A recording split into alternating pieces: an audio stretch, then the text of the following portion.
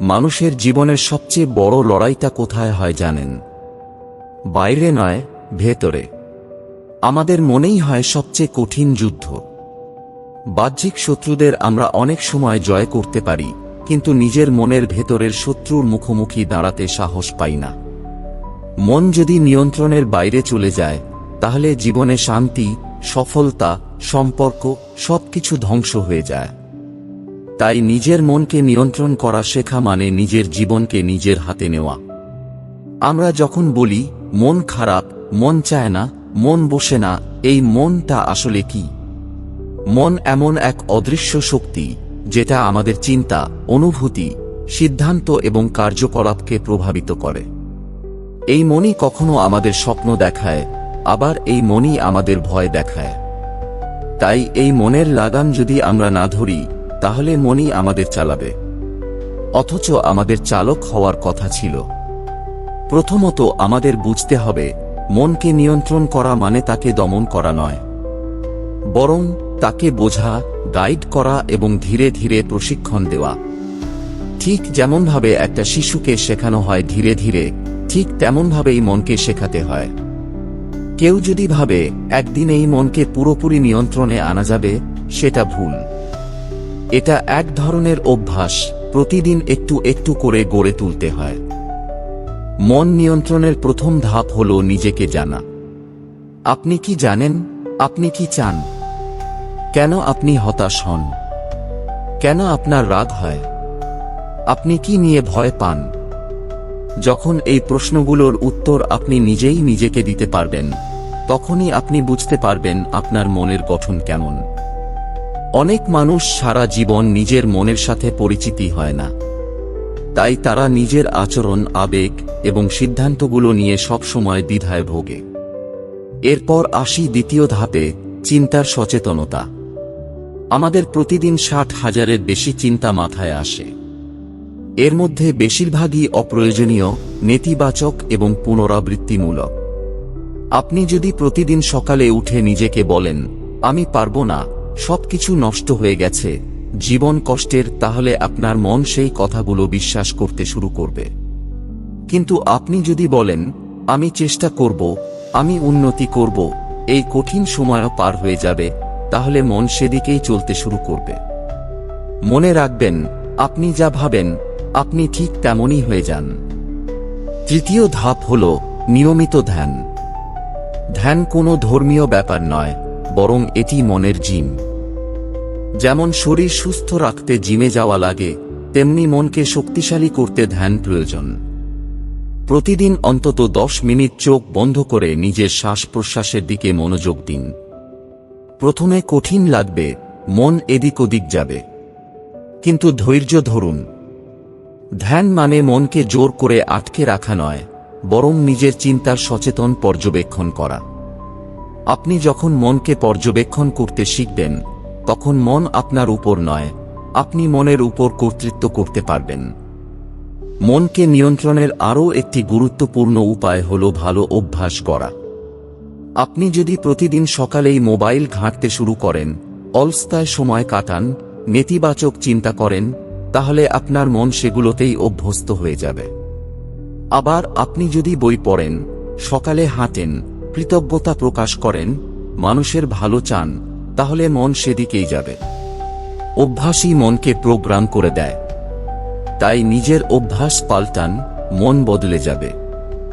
চতুর্থ ধাপ হল নিজের আবেগকে বোঝা এবং নিয়ন্ত্রণ করা। রাগ, ভয়, হতাশা, কষ্ট সবই মনের অংশ। কিন্তু যখন এগুলো নিয়ন্ত্রণের বাইরে চলে যায়, তখনই সমস্যা হয়। তাই যখন আপনি রেগে যান, সেই মুহূর্তে চুপ থাকুন। নিজের ভিতরে একটা বিরতি নিন। নিজেকে জিজ্ঞেস করুন, এই রাগটা কি সত্যিই প্রয়োজন? এটা কি কিছু বদলাবে? সেই মুহূর্তে হয়তো আপনি থামতে পারবেন না, কিন্তু ধীরে ধীরে আপনি অভ্যস্ত হয়ে যাবেন। একটা সময় আপনি বুঝবেন, আবেগ নিয়ন্ত্রণ মানে আবেগকে দমন নয়, বরং বুঝে সিদ্ধান্ত নেওয়া। পঞ্চম ধাপে আমরা বলবো নেতিবাচক মানুষের সংস্পর্শ এড়িয়ে চলা। মন খুব সংবেদনশীল। আপনি যদি সব সময় এমন মানুষের সঙ্গে থাকেন যারা শুধু অভিযোগ করে, কষ্টের কথা বলে, হতাশ করে, তাহলে আপনার মনও সেই পরিবেশে গঠন পায়। বরং আপনি এমন মানুষের সঙ্গে থাকুন যারা আশাবাদী, যারা অনুপ্রেরণা দেয়, যারা এগিয়ে যাওয়ার কথা বলে। মানুষের মন পরিবেশ থেকে গড়ে ওঠে। যেমন গাছ আলো আর পানি পেলে বেড়ে ওঠে, তেমনি মন পজিটিভ এনভায়রনমেন্ট পেলে শান্ত হয়। আরেকটি বড় বিষয় হল নিজের ব্যর্থতা ও ভুল থেকে শিক্ষা নেওয়া। অনেক সময় আমরা মনে করি, ভুল করলেই আমি ব্যর্থ, আমি খারাপ। কিন্তু মনে রাখুন, ব্যর্থতা মানে শেষ নয়, এটি নতুন করে শেখার সুযোগ। যারা মন নিয়ন্ত্রণ করতে পারে তারা ব্যর্থতাকে ভয় পায় না। তারা ব্যর্থতাকে ব্যাখ্যা হিসেবে দেখে, কোথায় ভুল হলো, কি শেখা উচিত ছিল, কিভাবে আরো ভালো করা যায়। এই মনোভাবই তাদের নতুনভাবে চেষ্টা করতে সাহায্য করে। একটি কার্যকরী উপায় হল জার্নাল লেখা। প্রতিদিন রাতে ঘুমানোর আগে একটি খাতায় লিখুন, আজকে কেমন গেল, আমি কি চিন্তা করেছি, কি ভুল করেছি, কি ভালো লেগেছে। এই ছোট্ট অভ্যাসটা আপনাকে নিজের মনকে বোঝার অসাধারণ উপায় দেবে। ধীরে ধীরে আপনি নিজেই নিজের থেরাপিস্ট হয়ে উঠবেন। শরীরের যত্ন নেওয়াও মনের যত্ন।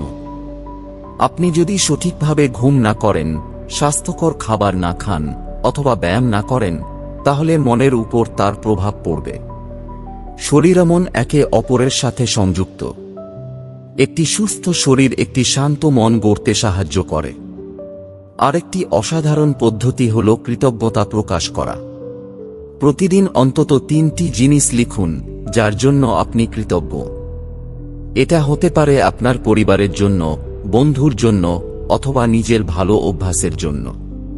কৃতজ্ঞতা মনের মধ্যে ইতিবাচকতা তৈরি করে এবং মনকে ফোকাসড রাখে। নিজেকে ক্ষমা করতে শিখুন। আমরা অনেক সময় অতীতের ভুল, অপরাধবোধ, কষ্ট এইসব মনের মধ্যে জমিয়ে রাখি। এগুলোই আমাদের মনকে অস্থির করে তোলে। ক্ষমা মানে ভুল ভুলে যাওয়া নয়, বরং শান্তির জন্য নিজের মনকে মুক্ত করা। যারা ক্ষমা করতে জানে, তাদের মন হালকা হয়, তারা সামনে এগিয়ে যেতে পারে। সবশেষে বলি, মনকে নিয়ন্ত্রণ মানে নিজের জীবনকে নেতৃত্ব দেওয়া। আপনি যদি আজ থেকে নিজের চিন্তা, আবেগ, আচরণ সবকিছু একটু একটু করে সচেতনভাবে পর্যবেক্ষণ করেন, তাহলে আপনার মন আপনাকে বাধা নয়, বরং শক্তি দেবে। নিজের মনের মালিক আপনি। এই উপলব্ধি যখন আপনার মধ্যে জন্মাবে, তখনই আপনি সত্যিকারের স্বাধীন হবেন। বন্ধুরা, মনে রাখবেন, জীবনের সবচেয়ে বড় বিজয় হল নিজের উপর জয়লাভ। বাইরের দুনিয়া জয় করা কঠিন নয়, যদি আপনার ভিতরের দুনিয়া আপনার নিয়ন্ত্রণে থাকে। মন যদি আপনার বন্ধু হয়, তাহলে আপনি যে কোনো চূড়ায় পৌঁছাতে পারবেন।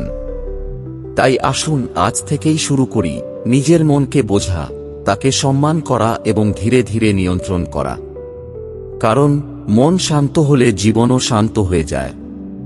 এই গল্প থেকে আমরা একটি গুরুত্বপূর্ণ শিক্ষা নিতে পারি, মন নিয়ন্ত্রণযোগ্য, কিন্তু সেটার জন্য প্রয়োজন আত্মজ্ঞান, ধৈর্য এবং নিয়মিত চর্চা।